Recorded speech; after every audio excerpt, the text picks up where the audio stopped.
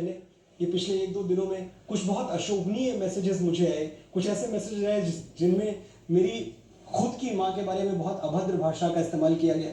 और मैं सोच रहा था कि ये भी तो कहा जाता है कि इस देश में पिछले कुछ सालों में अगर किसी ने माँ और पिता के लिए लोगों का प्रेम जगा दिया है दोबारा, तो वो भी मनोज मुंतशिर ही है।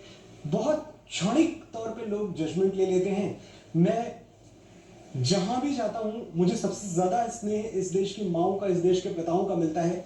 मैं उस स्नेह को लेकर अभिभूत हूं और मैं समझता हूं कि जब तक वो मेरे साथ है मुझे किसी छवि की कोई परवाह नहीं है। जब तक इस देश का सैनिक, जब वो मेरे गीत गाता है तेरी मिट्टी, जब वो गाते हैं वो देश मेरे तेरी शान पे सदके, मेरी छाती गर्व से भर जाती है। मेरा व्यक्तिगत कुछ नहीं है, मैं कभी इस बात की ना कोई तारीफ लेता हूं ना कोई प्रशंसा मांगता हूं कि भाई मैंने ये लिख दिया, मैंने वो लिख दिया। मैं तो बात तक नहीं करता किसी चीज की।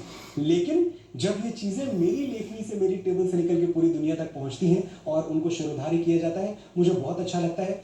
जीवन के मेरे 3 मकसद हैं: सत्य, सनातन और सेना।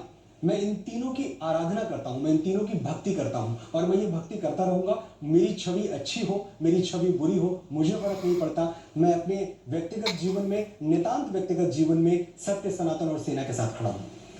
हमारे साथ सीनियर जर्नलिस्ट अनंत विजय भी हैं। अनंत जी, विवाद हुआ, बहुत सारे सवाल।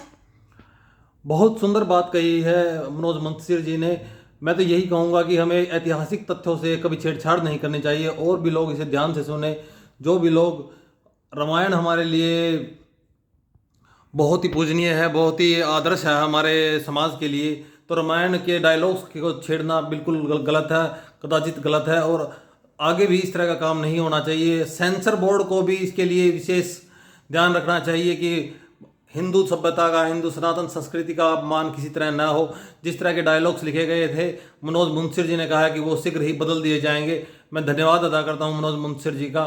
जय हिंद दोस्तों, जय भारत।